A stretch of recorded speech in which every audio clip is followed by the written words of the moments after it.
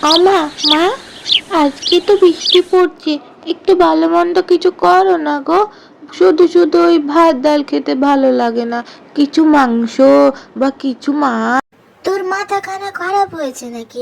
এই বৃষ্টির মধ্যে আমি এখন রাঁধতে বসি, তারপরে আবার মাছ কোটরে, মাছ রাঁধরে, তারপরে মাংস আনরে? না বাবা না, আমার দ্বারা তো হবে না। এই বৃষ্টির মধ্যে বৃষ্টি না হলে অন্য কথা ছিল, থাক বরং তোর বাবাকেই বলি, উনি কিছু একটা পথ বের করবেন।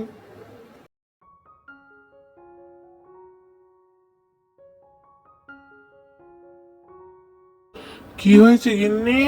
কিছু বলবে নাকি? আমাদের মেয়ে পুটি মাছ খেতে চেয়েছে, মাংস খেতে চেয়েছে, কিন্তু এই বৃষ্টিতে কি মাছ মাংস করা যায় নাকি? তুমি কিছু পথ বলো না গো, কিভাবে হবে এই বৃষ্টির মধ্যে মেয়েটা দুটো ভালোভাবে ভাত খায়? দাঁড়ো দাঁড়ো, আমি ভাবি গিন্নি কিছু। কি মনে এসেছে, হ্যাঁ হ্যাঁ হ্যাঁ হ্যাঁ, এইটা করা যেতে পারে। বাহ বাহ বাহ, ভালো বুদ্ধি। আরে লালু বাবু তো নতুন খাসির মাংসের দোকান দিয়েছে, সে কি যে স্বাদ, মুখে মুখে নাম শুনি, কিন্তু একদিনও আনা হয়নি। আজ বরং এক কাজ করি, আজকেই সেই খাসির মাংস গিয়ে নিয়ে আসি। আহা হা, পেট পুড়ে খাবো। এই দাঁড়ান দাঁড়ান, লাইনে সবাই দাঁড়ান তো, ভিড় ভাট্টা করবেন না, সবাই পাবেন, সবাই পাবেন।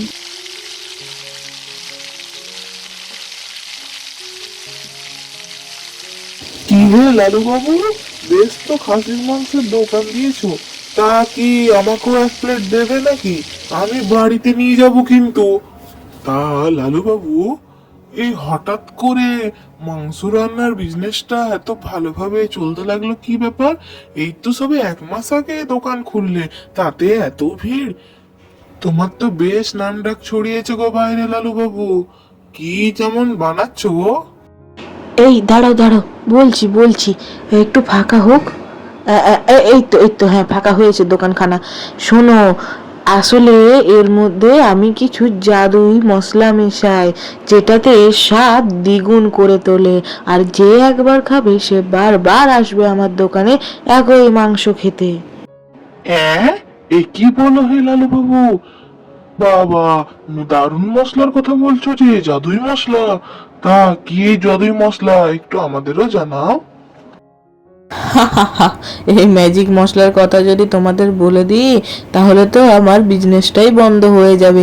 সে না হয় অন্য কোনো দিন তোমাদের বলবো। তবে হ্যাঁ, চলো চলো, তোমার পার্সেলটা প্যাক হয়ে গেছে, তুমি নিয়ে নাও ঝটপট, আরো লাইনে এখন লোক লেগে আছে।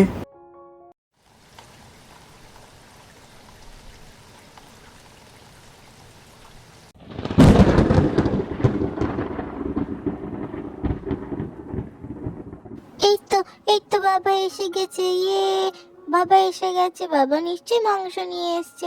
বাবা বাবা, ভালো ভালো কষা কষা মাংস, তা আবার লালু কাকুর দোকানের। এই তো আমি চলে এসেছি লালু বাবুর দোকানে, ঝাল ঝাল মটন কষা নিয়ে। এবার সবাই মিলে একসাথে খাবো। সে যে কি ভিড় গিন্নি, সে আর বলে বোঝার কথা। আচ্ছা আচ্ছা, হয়েছে হয়েছে, চলো এবার হাত মুখ ধুয়ে খেতে বসো দেখি, আমি খাবার বাড়ছি, সবাই মিলে একসাথে খাবো। এবার খেয়ে বলুন তো কেমন হয়েছে এই মাংসখানা? মনে হয় বেশ ভালো হবে জানেন তো।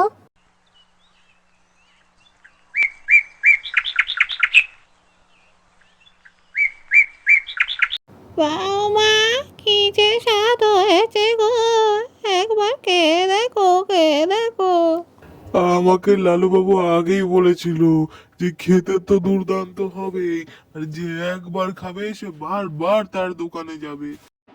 তা পটি, তুই আবার এসব কি ভাবছিস বলতো? অনেকক্ষণ থেকে দেখছি কি যেন আকাশ পাতাল ভেবে চলেছে এই ছোট্ট একটা মাথা নিয়ে। আচ্ছা, বাবাকে কি বলবো সেই কথাটা? কিন্তু এটা কি করে সম্ভব? রাতনারা তো বলছিল এই লালু কাকুর মাংস খেয়ে নাকি তাদের প্রচন্ড শরীর খারাপ করে, কিন্তু সেরকম তো কিছু মনে হলো না, বেশ তো খেতে লাগলো।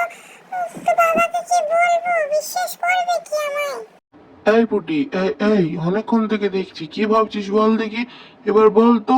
অনেকক্ষণ থেকে দেখছি, অনেক ভাবনা চিন্তা হলো। বাবা জানো, আমার বন্ধুরা বলছিল লালু কাকুর দোকানে খাসির মাংস রান্না খেয়ে নাকি ওদের অনেকের শরীর খারাপ করে, কিন্তু বাবা তেমন তো কিছু হলো না। তো ওরা কি মিথ্যে বলে, না সত্যি লালু কাকুর দোকানের মাংস খারাপ? না রে মা, লালু বাবু তো ভীষণ ভালো মানুষ। ওনার রান্নায় কি কোনো ভেজাল থাকতে পারে নাকি? না না, ওনাকে বদনাম করার জন্যই অনেকে ওইসব কথাবার্তা বলে। ওইসব কথাই কান দিস না। মা, আপনার শরীরটা হঠাৎ খারাপ হয়ে গেল। ডাক্তারবাবু তো বলছেন আপনার নাকি কোনো খাবার দাবারে গন্ডগোল হয়েছে, কিন্তু আপনি তো ঘরের রান্না খান, এরকম তো কিছু হওয়ার কথা নয়। যাই হোক, ওষুধখানা খান, দেখবেন আপনি ঠিক সুস্থ হয়ে যাবেন। ডাক্তারবাবু তো বলেছে, তবে বাইরের খাবার একদম বন্ধ। তবে বাইরের খাবার আপনি খেলেন কোথায় আজকালের মধ্যে? যাও না গো, বাইরে গিয়ে ওই ওষুধের দোকান থেকে মায়ের ওষুধখানা এনে দাও, দেখবে ওগুলো খেলেই শরীরটা ঠিক হয়ে যাবে।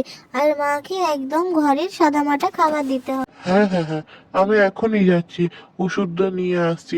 এই তো ওই লালু বাবুর মাংসের দোকানের পাশেই তো রয়েছে ওষুধের দোকান, সেখান থেকেই বরং আমি ওষুধের দোকান থেকে ওষুধ নিয়ে আসি। মায়ের শরীরটা এমন হঠাৎ খারাপ কেন করলো? কিন্তু মায়ের তো সেরকম তো শরীর টরীর খারাপ হয় না, ডাক্তারবাবু বলছেন বাইরের কোনো খাবার খেয়েছে, কিন্তু এখন তো কোনো খাবার খায়নি। সে তো অনেক দিন আগের কথা, লালু বাবুর দোকানে মাংস খেয়েছিল। হ্যাঁ, সাধারণ ঠিক বলেছো। এই দোকানে কি ব্যাপার, লালুবাবুর দোকানে এত ভিড়, এত চিৎকার চেঁচামেচি কেন? শুনুন শুনুন, 1 মিনিট, আপনারা শুনুন তো, এত চিৎকার চেঁচামেচি কেন করছেন? কি হয়েছে একটু বলবেন আমাকে? আমি তো কিছুই বুঝে উঠতে পারছি না। লালুবাবু কি হয়েছে বলুন তো। আর এনারা তোমার দোকান ভেঙে গুড়িয়ে দেওয়ার কেন কথা বলছে? আপনার মাংসের দোকান তো বেশ চলছিল, হঠাৎ? আরে, উনি তো স্বাদ বাড়ানোর জন্য ভেজাল জিনিস মেশাচ্ছেন, যাতে খেয়ে মানুষ সঙ্গে সঙ্গে তো বুঝতে পারে না, ধীরে ধীরে তার শরীর খারাপ হতে শুরু করে। আমাকে ক্ষমা করে দেবেন সবাই। আমি ভেবেছিলাম হয়তো এইসব জিনিস মিক্স করলে প্রথমে তো লোকে কিছু বুঝতে পারবে না। আমি জানি এই খেলে শরীর খারাপ করে, শরীরে অনেক রকম রোগ দেখা দেয়, কিন্তু আমি ভেবেছিলাম প্রথমে তো যেহেতু কোনো রকম কিছু কেউ বুঝতেই পারবে না। ছি ছি ছি লালুবাবু, আমাদের বিশ্বাসের এই পরিণাম দিলে, এই সাধারণ মানুষগুলোকে এইভাবে ঠকাতে পারলে তুমি, তো এই জন্য আমার মায়ের শরীরটা খারাপ করেছে। আমি বুঝতে পেরেছি, এ কোনোদিন ক্ষমা তুমি প্রার্থী নও, তোমাকে এ শাস্তি পেতেই হবে। আমি লোভে অন্ধ হয়ে গেছিলাম, আমাকে পারলে ক্ষমা করে দিও। আমি জানি এ থেকে অনেকের শরীর খারাপ হয়েছে, আমি সবার কাছে ক্ষমা চাইছি। এইভাবে লালুবাবুর লোভের কারণে তার বিজনেসটি বন্ধ হয়ে যায়, তাই অতি লোভ কোনোদিনই ভালো নয়।